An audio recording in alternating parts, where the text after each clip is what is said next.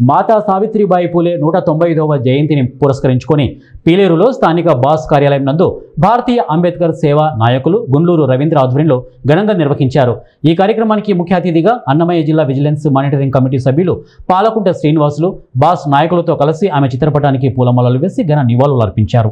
అనంతరం ఈ కార్యక్రమాన్ని ఉద్దేశించి ఆయన మాట్లాడుతూ మన సంస్కృతి అమలు చేసిన దుర్మార్గమైన చట్టాలను మంటలకు ఆహుతి చేసిన క్రాంతి జ్యోతి ఆధునిక భారత మహిళ తొలి ఉపాధ్యాయురాలుగా సావిత్రిబాయి పూలే అని కొనియాడారు। మొట్టమొదటి పాఠశాలను స్థాపించి స్త్రీలకు విద్యను అభ్యసించడానికి ఆమె ఉపాధ్యాయురాలుగా చేరి స్త్రీ యొక్క అభివృద్ధికి తోడ్పాటును అందించేసి ఈ సందర్భంగా తెలియజేస్తున్నాను। అదేవిధంగా తన భర్త జ్యోతిరావు పూలే సహకారంతో అనేక మంది ఉద్యమాలలో సంస్కరణ కార్యక్రమాల్లో పాల్పంచుకొని వితంతు వివాహాలకు ప్రోత్సహించు బాల్య వివాహాలను అరికట్టడంలో, అదేవిధంగా సతీ సహనం అంటే కార్యక్రమాలకు అన్నిటి రూపు మార్చడం చాలా గొప్ప విషయం అని చెప్పేసి ఈ సందర్భంగా తెలియజేస్తున్నాను। అదేవిధంగా ఏదైతే అంటరానితనం అసమానతం అనేటువంటి ఉద్యమాల్లో సత్యాస్వాతంత్ర ఉద్యమానికి నంది పలికి ఈ భారతదేశంలో పురుషులతో సమానంగా స్త్రీలు ఉన్నారన్న ఉద్దేశంతో అనేక మంది పాఠశాలలు స్థాపించి వారి యొక్క అభివృద్ధికి తోడ్పాటు అందించిన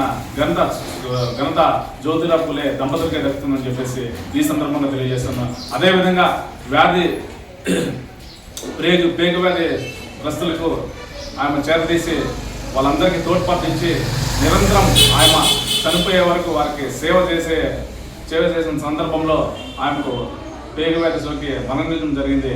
కావున యువత అదేవిధంగా ఈరోజు సమాజంలో ఆ జ్యోతిరావు పూలే దంపతులను ఆదర్శంగా తీసుకొని వారి యొక్క ఆశీర్వాదాలకు తోడ్పాటు అందించిన అవసరం ఎంతైనా ఉన్నదని చెప్పేసి ఈ సందర్భంగా తెలియజేస్తున్నాను। అదేవిధంగా ఈ కేంద్ర రాష్ట్ర ప్రభుత్వం విజ్ఞప్తి చేస్తాక జ్యోతిరావు పూలే